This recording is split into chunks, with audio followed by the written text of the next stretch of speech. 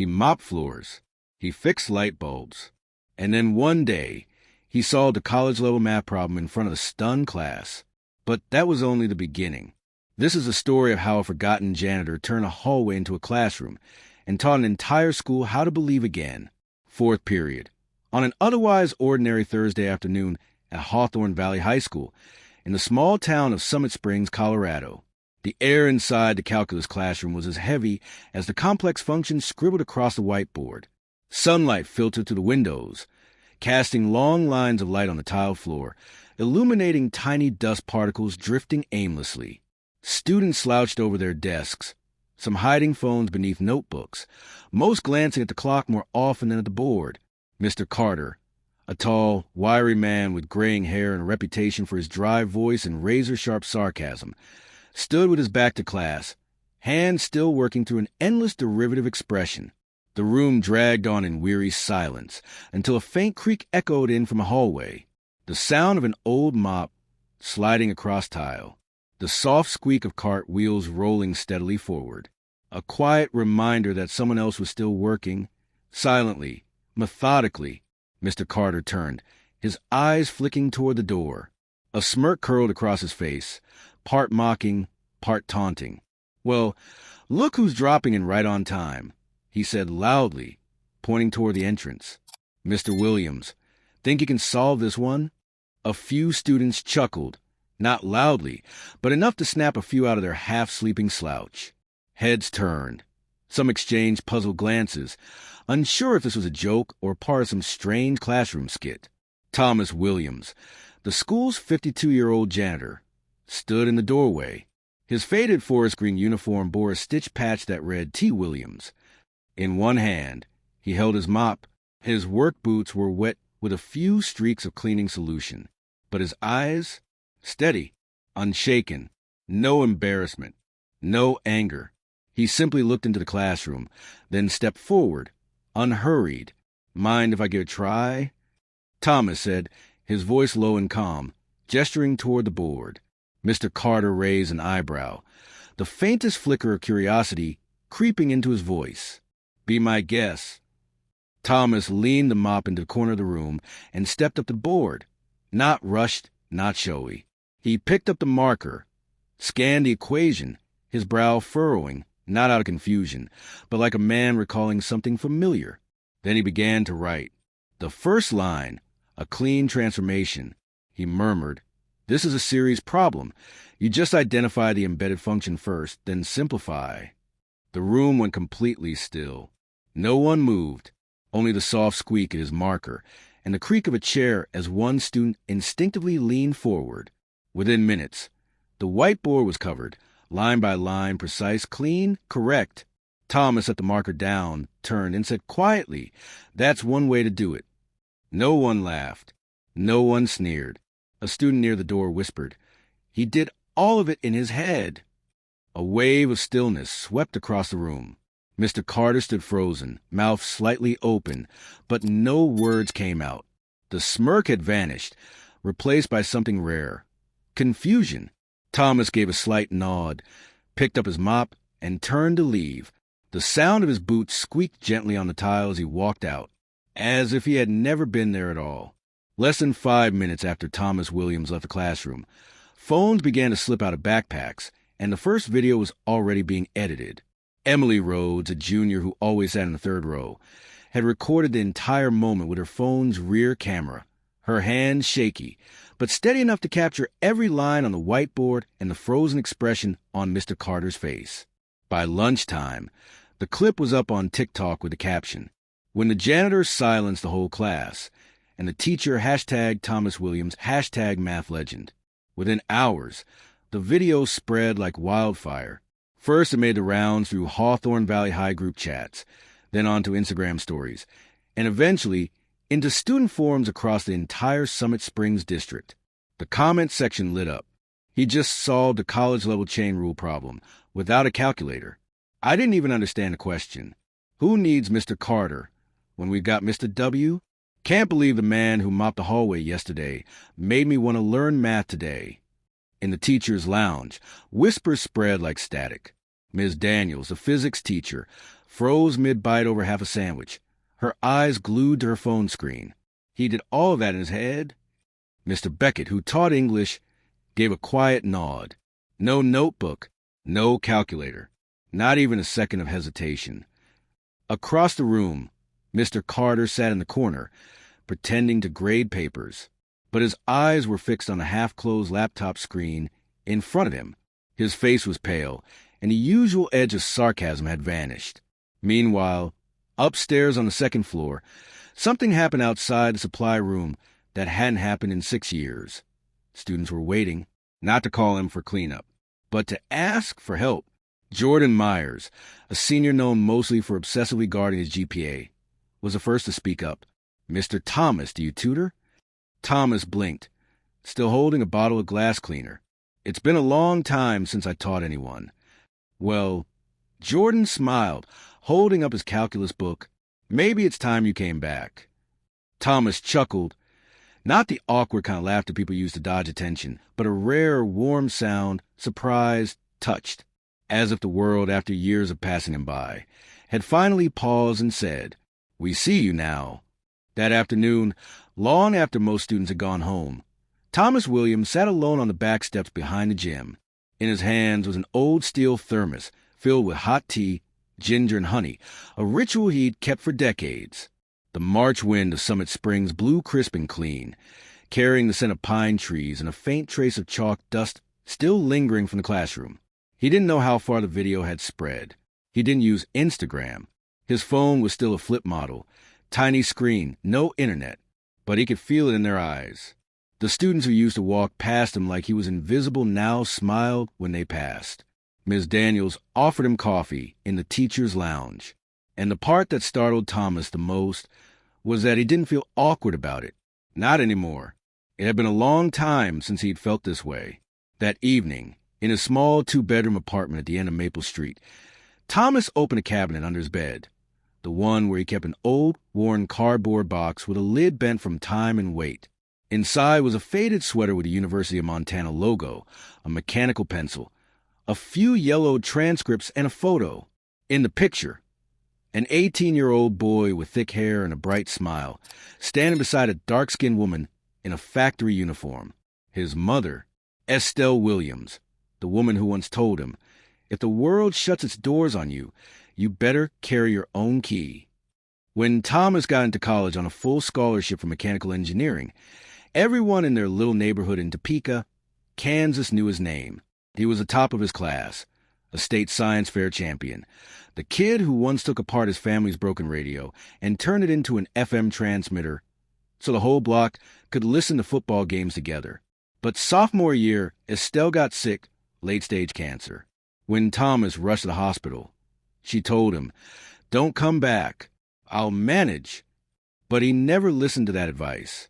He went home, took a leave from school, just one semester, he thought, then another. He worked everything he could. Warehouse lines, overnight shifts at the corner store, janitorial gigs at the mall. Bills piled up. His scholarship disappeared. His mother passed the following year, and Thomas never made it back to campus.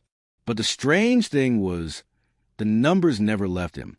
Every time he passed a repair shop, he'd glance at the suspension system and mentally calculate camera angles. Every time he mopped a classroom floor, he'd glance at the chalkboard and, without even thinking, solve equations in his head. So when Jordan Myers handed him a calculus problem to double-check, Thomas noticed something. His hand moved across the page as if it had never left the chalkboard. His voice still carried rhythm, clarity, just like it had during his freshman year TA sessions.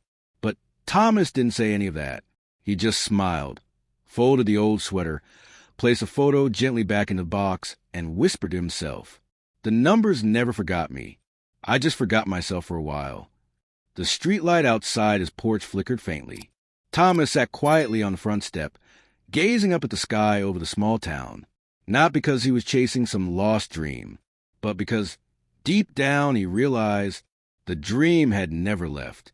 It had simply waited for him to come back when the time was right.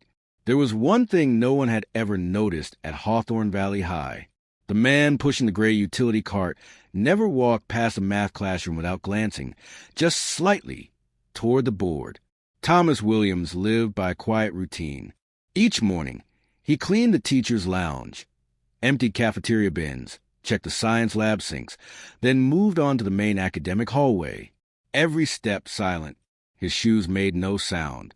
His faded forest green uniform drew no attention. People called him Mr. Williams, politely but distantly, like he was part of the school's backdrop, a piece of scenery that never changed. And that was exactly how he liked it. Thomas didn't like crowds. He didn't like being seen, especially not being asked about the past. For 6 years, he worked without a single late arrival or sick day. When students threw paper on the floor, he picked it up. When the staff room door creaked, he oiled the hinge. When the lights flickered on the 3rd floor, he changed the bulbs before anyone even had time to complain. But there was one thing. Every time he passed Mr. Carter's classroom or Ms. Daniels, Thomas always paused, just for a beat, like a traveler passing by a house he once called home. The blackboard was always covered in dense equations, derivatives, integrals, trigonometric inequalities. To students, it was a nightmare. To Thomas, it was a voice of something he had buried deep inside, a voice that never stopped calling. One afternoon, while cleaning the supply room after school, he noticed a forgotten notebook.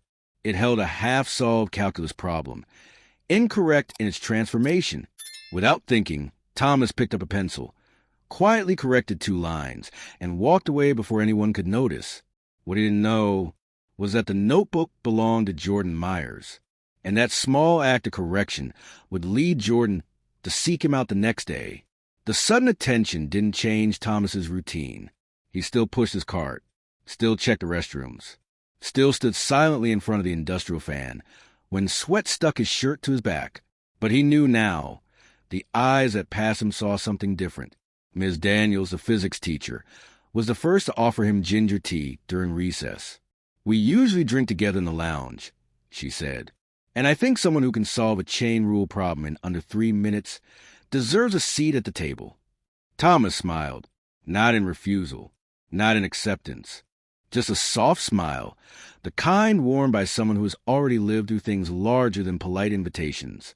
He used to believe he chose this job for the stability. The pay was modest, but it came with benefits. The hours were steady. No one asked too many questions. But in truth, he had chosen school because he missed numbers, because standing in the hallway, hearing the faint rhythm of a lesson through the door, reminded him he still belonged somewhere. And now it seemed that place, that blackboard, that dust-filled room, was slowly turning back to find him. At first, it was just one student waiting outside the supply room after school, then 2, then 3. Within a week, every Tuesday and Thursday afternoon, the 3rd floor hallway, once home only to the hum of vacuums and the creak of closing doors, was filled with soft voices. Not loud, not chaotic, just students sitting cross-legged on the tile floor, books in their laps, eyes lifted toward the man in the faded forest green uniform, sitting calmly beside a tiny whiteboard in the corner of the auxiliary library. They called it Williams' Hours. Not because Thomas came up with the name, but because Jordan Myers had once said, "You're not like the other teachers. You just make us understand. You're the real class." And the name stuck. Thomas never stood like a teacher. He sat beside them, pencil in hand, writing out each step before asking, "What do you think comes next?" Never scolding, never correcting harshly, just a man with patience, guiding kids through a maze they no longer felt trapped in. One day, Emily Rhodes, the same student who filmed the original video, brought her little sister, an 8th grader. "She hates math," Emily explained. But after watching the video, she said, "That guy seems more like a grandpa than a teacher. I like that better." Thomas smiled, eyes crinkling behind his scratched glasses. "Well then, young lady, let's start with integers." Word spread like wildfire in spring. No flyers, no emails, just whispers passed from one student to another. Need help with integrals? Go to Mr. Williams. Can't read a graph? He's got a trick for it. There weren't enough chairs for everyone. Some sat on the floor, resting notebooks on their backpacks, scribbling solutions in crooked lines. Once, Thomas brought a tin of homemade ginger cookies, passing them around after a tough problem. "Solve it 2 ways, get an extra one," he joked, and the hallway filled with laughter, like math had never been a nightmare. Another time Mr. Carter walked by. He saw the quiet crowd gathered around Thomas and stopped. He didn't go in. He didn't walk away either. He just stood there for a while, watching with an expression no one could quite read, as if the man he once dismissed as a shadow on the margins of school life now held an entire universe, spinning quietly around him. And while a few teachers hesitated, reminding each other that Thomas wasn't officially faculty, the students had already learned something far more important: how to listen, how to ask, and how to believe they could understand math, something many of them had never believed before. One afternoon, as the students packed up their notebooks after another Williams Hour session, Jordan turned to Thomas and asked, "Do you think we could do a weekend study session?" Thomas glanced around, the golden hour light streaming through the windows, casting the group's silhouettes on the wall like flickering spots of light. "If you're ready," he said, "then let's do it." There was no chalkboard podium, no formal lesson plan, just a man who once believed he was the quiet background of the school, now helping quiet kids find their own voices, one equation at a time. The third-floor hallway of Hawthorne Valley High had taken on a rhythm of its own. By late afternoons, Williams' hours kept growing. No flyers, no announcements. 10th graders, seniors, even a few 8th graders brought in by older siblings. It was something spreading beyond anyone's control, except one person, Mr. Carter. In the teacher's lounge, what started as curiosity had shifted into admiration. "He teaches calculus like he's telling a story," Miss Daniels laughed. "And somehow every student gets it." "I used to teach Sam," added Mr. Jalen, the history teacher, "but I've never seen that kid sit through a lesson this patiently." Even Principal Harris had taken to occasionally pausing at the edge of the auxiliary library, watching from behind a shelf as Thomas taught, his voice low and steady, guiding students step by step like a man teaching his own children. But Mr. Carter remained silent. His silence wasn't distance. It was something more bitter, quiet resentment, bruised pride. He never once mentioned Thomas Williams in any meeting, even when Principal Harris directly praised Thomas as a prime example of non-traditional student engagement. Inside Carter, something smoldered, not a fire, but a wound that didn't bleed. He had once been the sole symbol of mathematics at the school, the man whose exam questions haunted students through entire holiday breaks. Now, he overheard them whisper. Mr. Thomas explained this already, and it actually made sense. He gave us ginger cookie examples. "Do you have any?" He heard it all.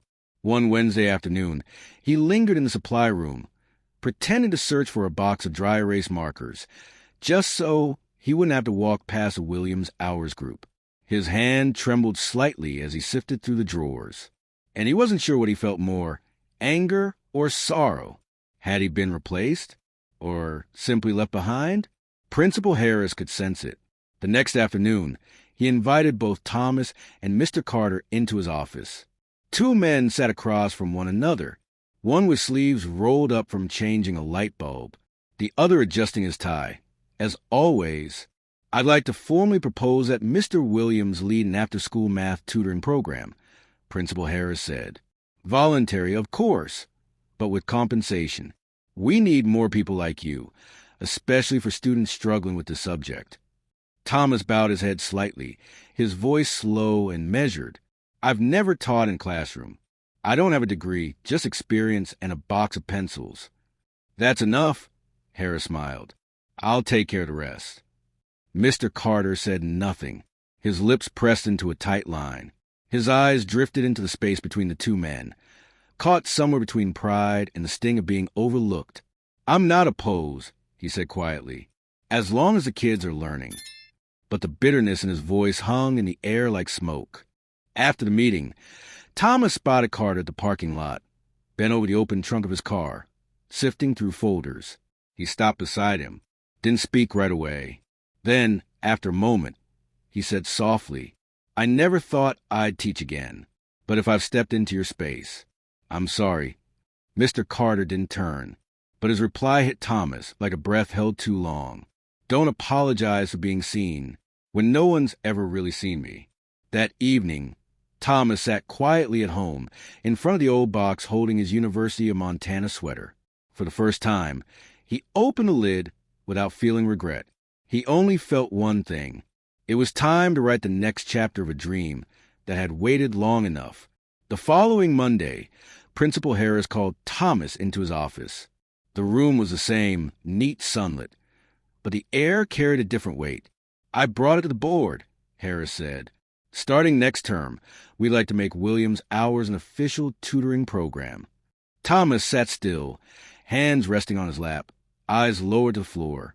"There'll be a stipend, a dedicated room, and if you're open to it, I'd like to add a title to your contract, Special Academic Advisor." Harris paused. "Of course, that would make you part of the teaching staff." Thomas looked up, his quiet brown eyes soft behind the scratches of his old glasses. "I appreciate it, Mr. Harris, truly, but I don't need a title. I don't want students to come because it's required. I want them to come because they believe they can understand." Harris nodded slowly, not in disappointment, but in respect for a man who chose to stay in the shadows, so others could find their light. And then, just 2 days later, it happened. It was a Wednesday afternoon. Thomas was tutoring a small group in the library when the shouting started down the hall. Marcus Evans, a junior with a history of being held back and a reputation for having a short fuse, had just shoved a classmate after being mocked for not being able to solve a basic quadratic equation. Some students rushed in to hold Marcus back, but he kept yelling, "So what if I'm dumb? You think I'm not trying?" That's when Thomas appeared. He didn't shout. He didn't scold. He simply walked toward Marcus, the big, heavy-breathing teen with clenched fists and fire in his eyes. "You're not dumb," Thomas said gently. "You just haven't found a way you learn yet. I'm not good at anything." Marcus roared. "All I'm good for is sweeping floors." Thomas froze. Then, slowly, he replied, "I used to think the same thing about myself." The hallway fell silent. Thomas reached into his shirt pocket and pulled out a small, weathered piece of paper, a hand-drawn schematic of a mini power generator, the same design that had won him the state science fair at 17. "I built this once," he said, holding it up. "Then I mopped floors for 20 years. But that doesn't erase what I knew, or what I still know." Marcus's eyes softened. His fists loosened. The next day, he was the first one to show up at Williams Hours. That story spread faster than any video. And for once, even Mr. Carter didn't stay silent. He personally placed a copy of an advanced calculus textbook in Thomas's locker. No note, just a single torn piece of paper tucked inside the cover. For the one who knows how to do the right thing at the right time. From that moment on, Williams Hours became more than a place to learn math. It became a refuge, a space where every student who had ever lost faith in themselves found a reason to keep going. Some had once considered dropping out. Some believed they were only meant to fade quietly into the background. But day by day, line by line on that whiteboard, they learned that the right answer wasn't just in the result. It was in trying again. And Thomas? He still refused titles. Never changed his uniform. Never sat in the teacher's chair. All he needed was a small whiteboard, a box of pencils, and the belief that every number could save someone if you just showed them their worth. Williams' Hours continued each afternoon in the library. The whiteboard had been replaced with a larger rolling board. The markers were always freshly inked. And the students? They kept coming more each day. But while inside the library, a quiet revolution of warmth and learning bloomed. In the district boardroom, a very different kind of storm was beginning to brew. It started with an anonymous email sent to Principal Harris's office and CC'd to the district superintendent. "We are concerned that an uncertified staff member is being allowed to lead math instruction for high school students. Please clarify his qualifications and the legal responsibilities should any error occur." There was no signature, but the tone carried the unmistakable scent of middle-class familiarity. Those used to rules, to titles, to neat credentials printed on letterhead. Principal Harris read the email, closed his laptop slowly, and sat in silence for a long time.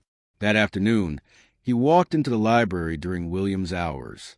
Thomas was seated in the middle of the student circle, a worn textbook in hand, explaining second-order derivatives using, of all things, a skateboarding analogy. Think of momentum like how fast you're changing speed, he said. But curvature? That's the road ahead, the turn you don't see yet.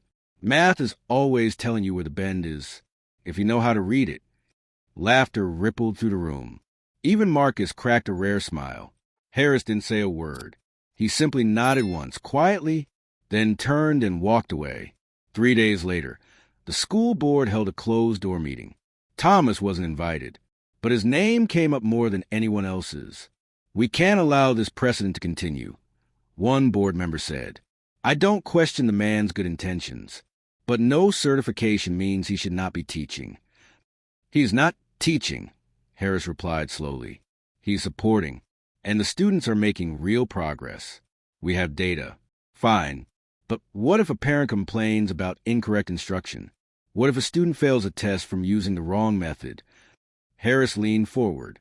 "Then maybe we should also ask, how many kids failed before, while being taught by someone with all the right credentials, but who never made them feel like they understood anything at all?"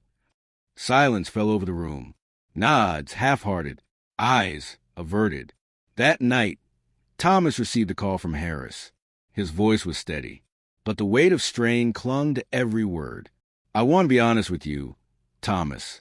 They're applying pressure. They want you to step back. For now." The air in Thomas's apartment seemed to still. After a pause, he said, "If I walk out of that library, I'm afraid those kids will think they weren't worthy of being taught." Harris exhaled, heavy. "I understand. That's why I'll do what I can to keep the door open. But you need to be ready for worse." The next day, Williams' hours was unusually quiet. Only 4 students remained: Marcus, Emily, Jordan, and a shy new girl named Talia. Thomas entered, ready to begin the session, when Jordan quietly spoke up. "Mr. Williams, some people are saying it can shut us down." "Who said that?" Thomas asked. "Some teachers. And my friend's mom said a janitor shouldn't be teaching math to kids trying to get into college." The air cracked. Talia withdrew her hand from her notebook, shrinking into herself. Thomas looked at the group. He didn't speak right away. Instead, he picked up a piece of chalk, walked to the board, and wrote a single line. "Everyone has something to give, if we're brave enough to listen."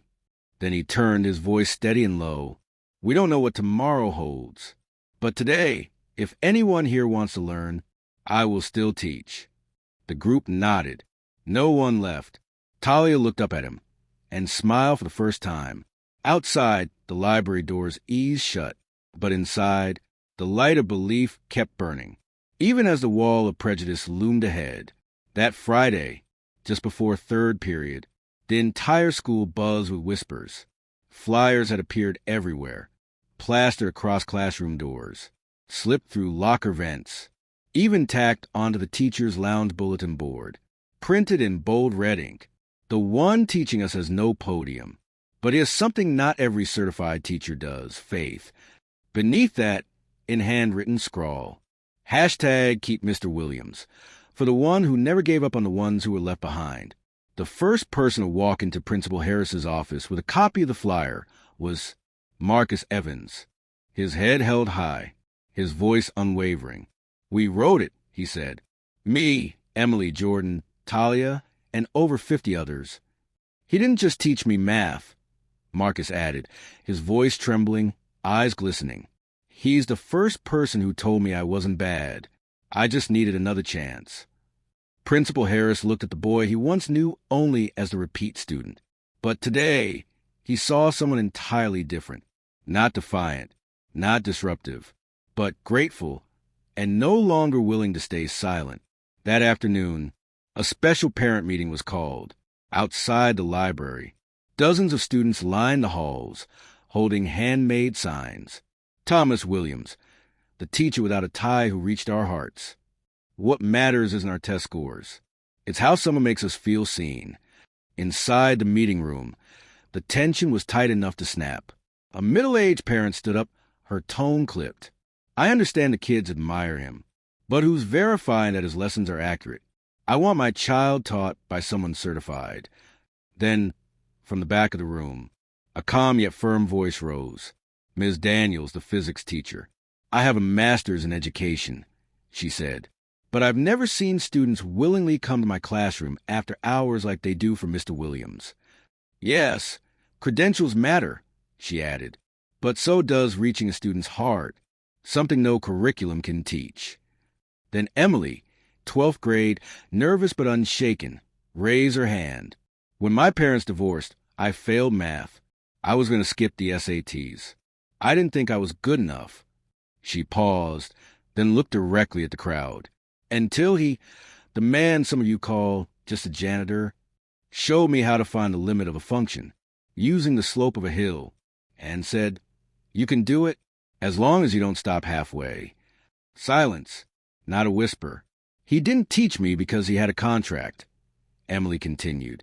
He taught me because he remembers what it's like to be a student, to need someone to believe in you before you believe in yourself. Outside the room, Principal Harris stepped into the hallway, where dozens of students stood waiting with hand-painted signs. He didn't need a microphone. He simply said, the question shouldn't be, does this man have a degree? The question should be, does this man make our students want to learn? The following week, the school board did not send the suspension notice they once threatened. Instead, they sent a formal memo. Mr. Thomas Williams is approved to continue his tutoring program under the designation Community Academic Advisor. It wasn't a position of authority. It held no administrative weight, but it was something bigger, a bow of recognition from the system to something they hadn't anticipated. That one unnamed man could shift the culture of a school because the students stood with him. That afternoon, Thomas walked into the library. On the whiteboard, someone had written, no one asked you to become a teacher, because to us you already were. Thomas smiled. He didn't answer with a speech. Instead, he sat down just like always, opened his book, and began with the line they all knew by heart. All right, who's afraid of integrals today? Let's make them afraid of you instead. May arrived, carrying the sweet scent of golden mock orange blossoms across the campus of Hawthorne Valley High. Sunlight stretched across the red brick hallways, casting leaf-shaped shadows onto the school courtyard. That Friday afternoon, the athletic field was decorated with flowing blue and white ribbons, the school colors for the annual event, Student Showcase Night. Each grade level had its own booth, science projects, paintings, robotics, essays. But near the end of the field, beneath the warm glow of yellow lights, stood a small, simple table. No flashy sign, no loud music, only a single handwritten card on stiff cardboard read, Williams Corner, the things we never learned in textbooks. On the table were dozens of pastel-colored sheets, each with handwritten notes from students. Because of you, I learned how to solve math problems and how to face my fears. No one called me stupid here. You taught me derivatives. But more importantly, you taught me how to get back up after falling. Thomas Williams stood beside the table, still in his Navy work uniform, his name stitched neatly over the chest. He didn't speak. He didn't introduce himself. He just stood there, quietly, humbly, and proud in the softest, most unspoken way. At 7:40 p.m., Principal Harris stepped onto the stage. His voice echoed gently through the microphone. Every year, we honor students for academic excellence. But tonight, I'd like to take a few minutes to recognize someone who doesn't appear on our teaching roster and doesn't show up on our faculty payroll, but he's made us all rethink what it truly means to teach. Harris held up a stack of papers, copies of handwritten letters from students. He never asked for the spotlight, never asked for a title. But that's exactly why tonight we want to say, we see you, we appreciate you, Mr. Thomas Williams, our quiet teacher in plain sight. At first, the applause was light.